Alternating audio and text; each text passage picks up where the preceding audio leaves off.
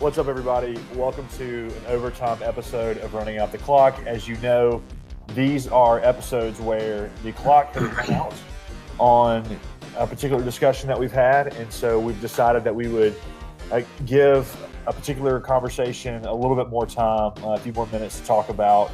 They call it free football when you're watching TV, because the game you paid for has completed and there's still some to play, but it's still just a ton of money. So watch games on TV. Don't go to them anymore.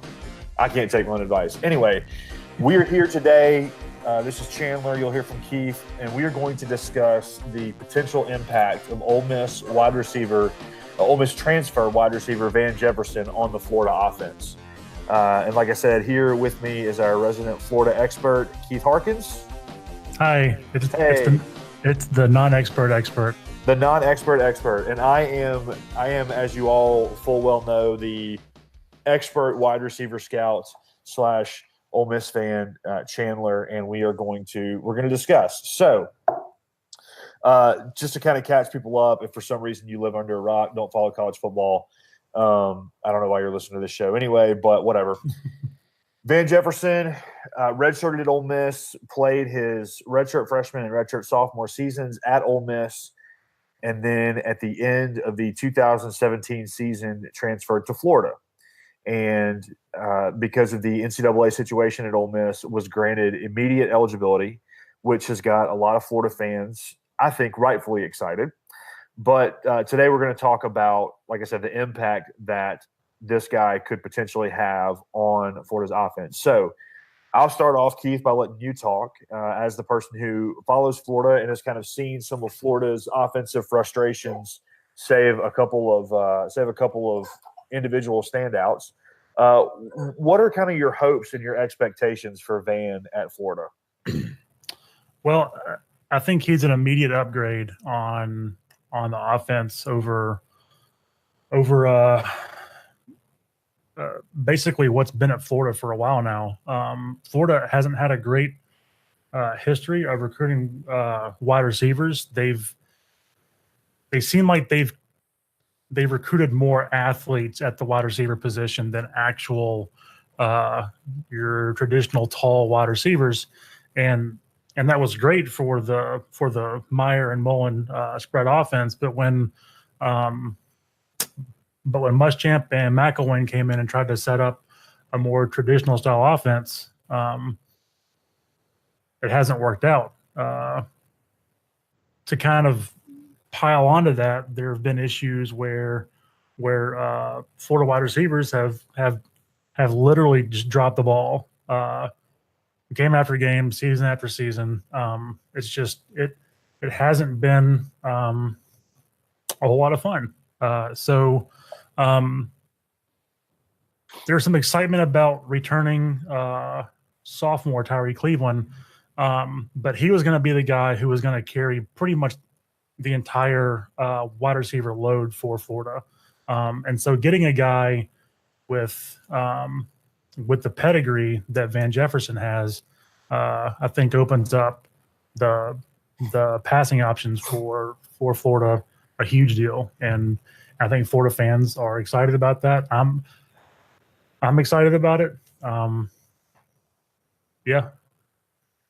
So that's good, and I think too, to kind of see, like you said, some more kind of traditional wide receivers in that offense, because when Mullen was there as Urban Meyer's offensive coordinator, it always seemed like their star receivers were either explosive tight ends, like Aaron Hernandez, explosive on and off the field.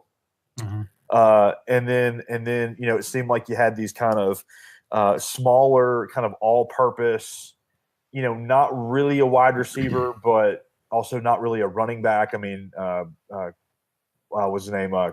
Chris Rainey comes to mind. Right. Jeff Demp, something like that. You had a handful of guys like that, and it worked. It worked really well.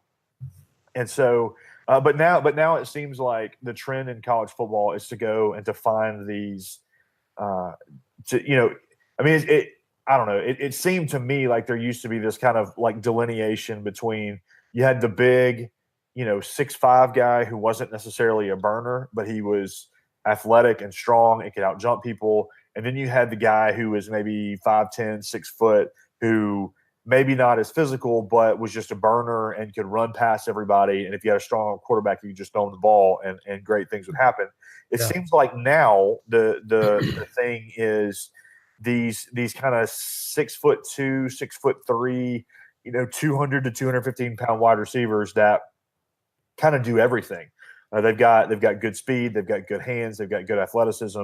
Seems like that's kind of the way that things are going for wide receivers. And I think that Van Jefferson fits that mold in some ways, but I guess before I kind of give, because I know you're not wanting to talk because I've watched every snap of Van's collegiate career so far, and so I guess kind of hearing your expectations for him, but then also, what do you kind of see as his role? Is he kind of the guy that comes in? He's the number one guy. Is he a solid number two? I mean, does he maybe complement Cleveland, at least in your mind, in a certain way? I mean, kind of tell me what you think his role on the depth chart is going to be. I think he came in, and the expectation, or at least the hope, was that he was going to be at least in a 1A, 1B sort of situation with Tyree Cleveland. But I think that the hope was that he would separate himself as the clear number one guy. And part of that is just because he has experience, and a lot of Florida's wide receivers don't have experience. I mean, Tyree Cleveland last year was his first year. He only had 22 catches for 410 yards. Not terrible for a freshman, but it's not great either when you're looking to build an offense. So they're essentially the exact same size.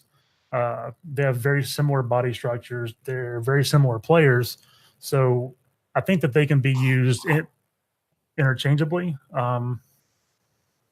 And that's what I think that he's going to settle in. It's sort of that 1A, 1B sort of role. Yeah. So my thoughts on Van, and I think he's a solid number two option.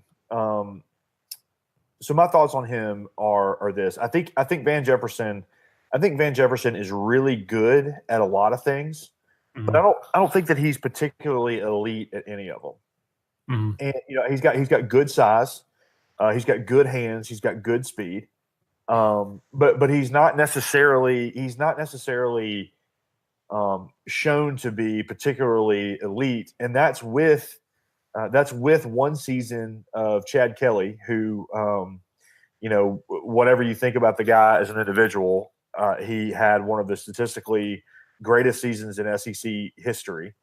So you have the 2015 year, but and actually before he got hurt in 2016, I think may have been on pace to do even better. But he had a year with Chad Kelly, and then a year the year after that with kind of the Shea Patterson, Jordan Ta'amu, I guess when Patterson went down and Ta'amu came in, and so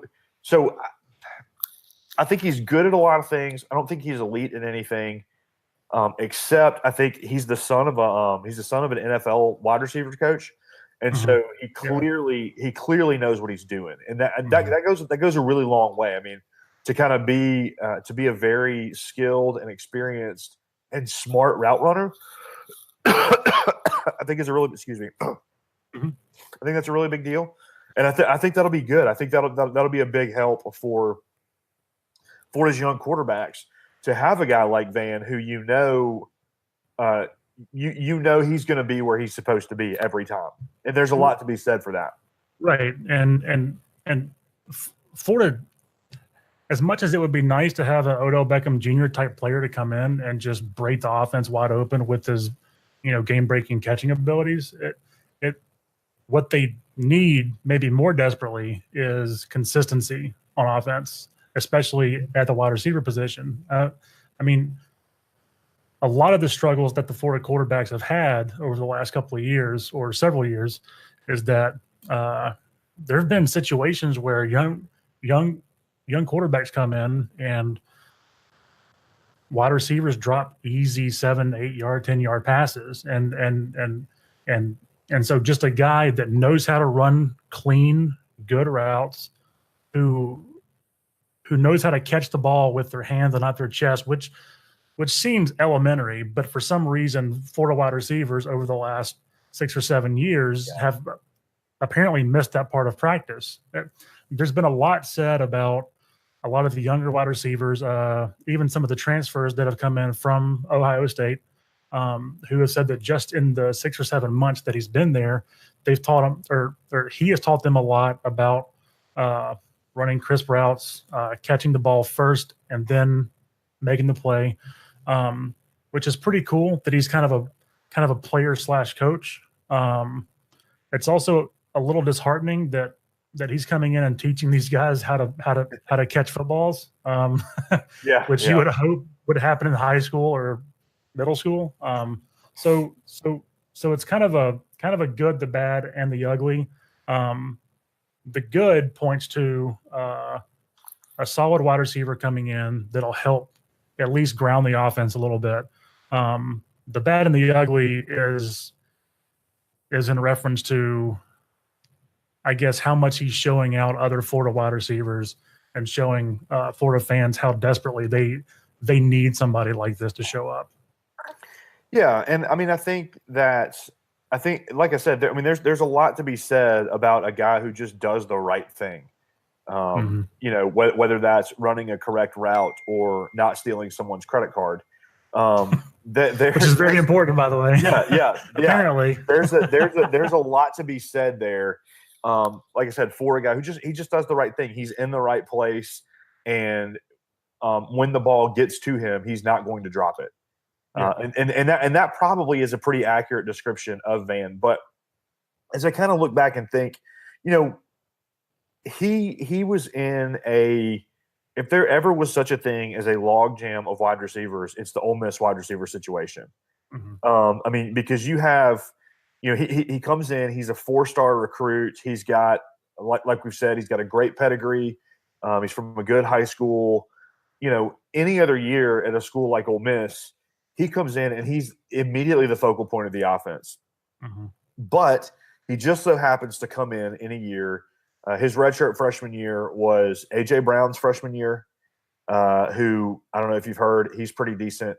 You know, yes. DK Metcalf, also decent. DeMarcus Lodge, also decent. So you're looking at 3 guys that are playing with Van that I think you would kind of think that maybe not AJ Brown, because I think AJ Brown is maybe the premier wide receiver in college football. If he's not the guy, then he's one of the 2 or 3 guys. He's certainly up there for sure. Yeah. But then I would think you would go down to kind of that next level. Again, you know, DeMarcus Lodge and DK Metcalf, neither one of those guys really possess what you would consider elite speed. DK Metcalf did not come in as a super polished wide receiver, so the route running and those kinds of things weren't necessarily his forte. And, you know, DeMarcus Lodge is just kind of another one of these, you know, 6'2", 190, 195 pound, you know, kind of the same mold. And the thing that was telling to me was that Van couldn't separate himself from those other 2 guys.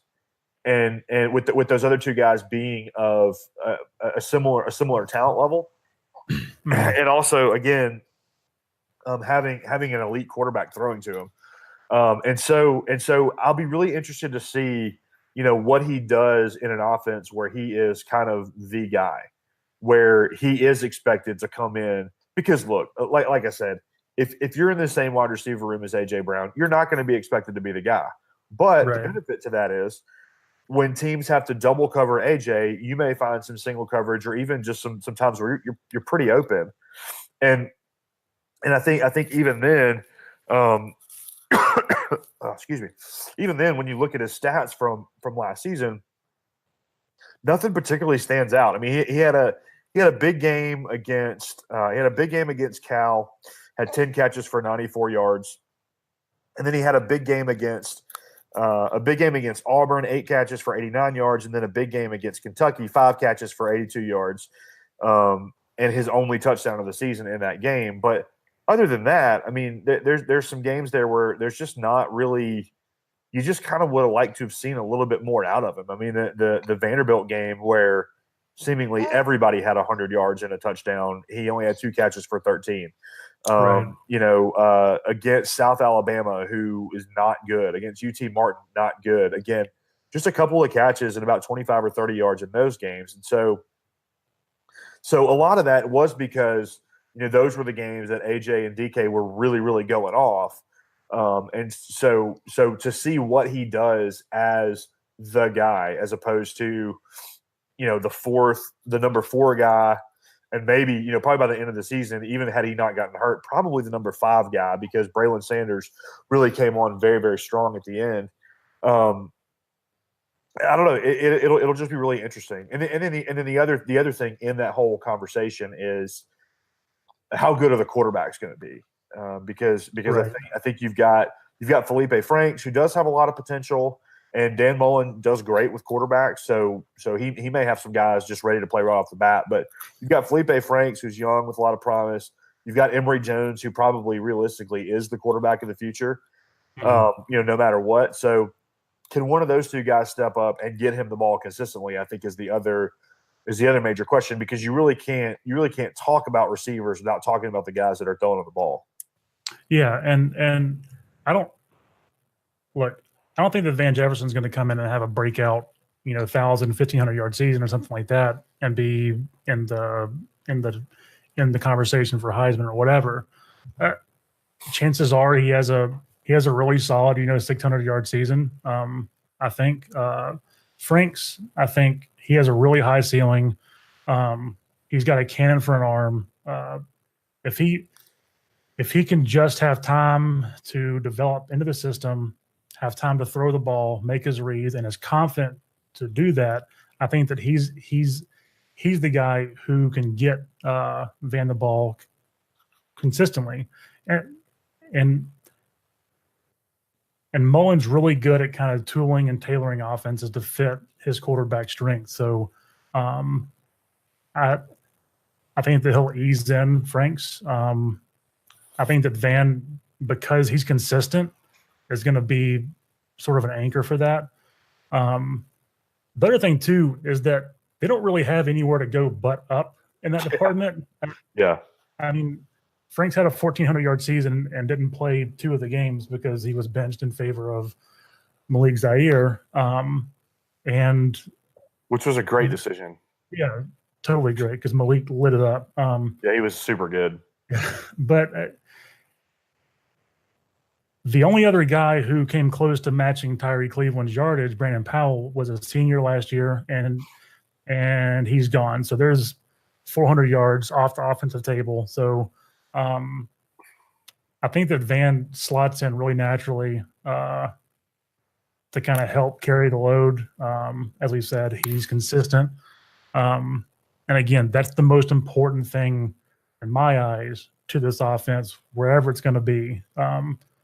Would it be great to see, 300 and 400 yard games from Franks and just throwing the ball all over the place? Yeah, sure. But I would much rather see a 250 yard game every game from him with consistent catches. Yeah, and Mullen's offense has not really been the offense that's had the quarterback who routinely throws for 400. His offense is the one where the guy throws for 250, 260, maybe runs for another 50 to 75, and has got maybe 2 touchdowns on the air and 1 on the ground. Which I'm not sure how good of a runner Felipe Franks is, but he's got size. Yeah, sorry, he's got size and he's got that going for him, and to have a quarterback that is a running threat that fits Mullen's offense that well really does kind of tend to open up a little bit more for the receivers. The other thing I'm really interested in, and we'll find out this year as Mullen finally has a little bit more wide receiver talent than he had to work with at Mississippi State, at least theoretically. was that his receivers at State never really, outside of like one guy, his receivers at State really never could get kind of any sort of separation. And I'm interested to see. I think we'll find out this year, and more so in the years to come. But I think we'll get a glimpse of it this year with Joe Moorhead at State, and then also Dan Mullen at Florida. If separation for receivers continues to be a problem, if that's somehow something that maybe the wide receiver coach or the offensive philosophy kind of leads to, versus versus them being able to do that better. Yeah, and like part of the fun back during the Dan Mullen and Urban Meyer years, of course it was super fun to watch those inside shovel passes to Aaron Hernandez, or like the quick sweeps to Percy Harvin, but like a lot of the fun was to watch those pass plays deep downfield, and those were plays that got you out of your seat. Well, like the last 6 or 7 years of Florida, when the ball went down the field, you got out of your seat because you're about to leave your house or like leave the room, because there was no point in doing that because Florida's wide receivers haven't been that good. Except for that one time where they just pulled it out against Tennessee, and Tennessee fans were all crushed, and it was great. Yeah, that was kind of a weird play because the cornerback completely misplayed that and just gave him a touchdown, which just break by break, man. Champions of life. I'm totally fine with that, but Jeremy Pruitt's totally going to fix it. Yeah, that was Brandon Powell, by the way, so he's forever a Florida hero. But yeah, so it again, just consistency and let's just see some fun back in the offense, because God, it has not been fun in a while. So give me kind of a statistical prediction, desire, what, like, numbers wise, what do you want to see out of Van this year?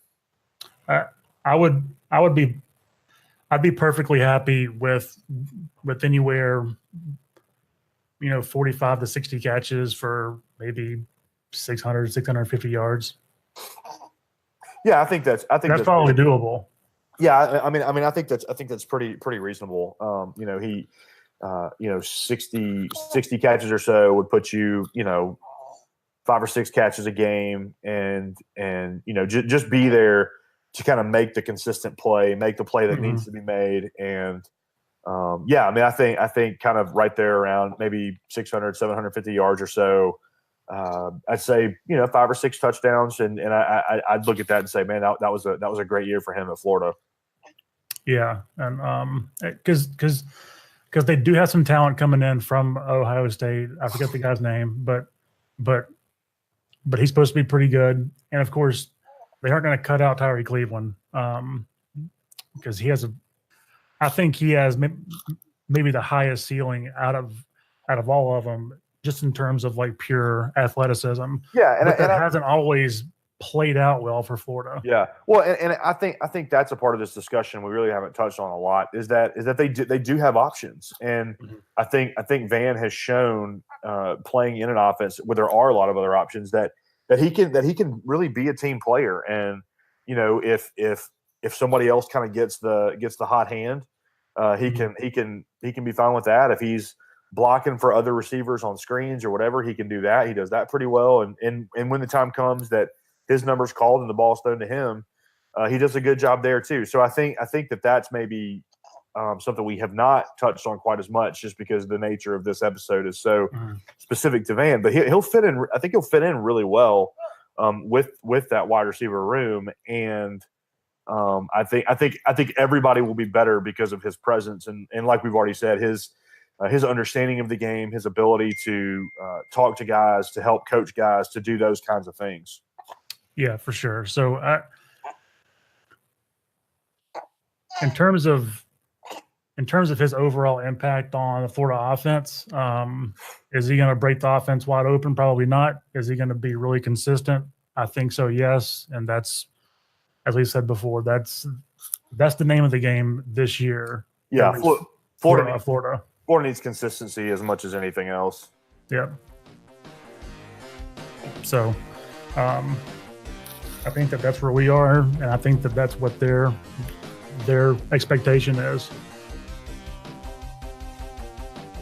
Well, this has been an overtime episode, and we would love to know if you listened to it, what you thought. What do you think Van's going to do? What do you think you expect out of Florida's offense? Keith, anything you want to close with? Nope. I think we handled it. All right. Well, all of Florida's offensive problems have now been solved. All they got to do is over listen to us on this show, and it will be fixed. Plan the parade. So this has been an overtime episode. The clock has run out, and we will see you guys again soon. Peace.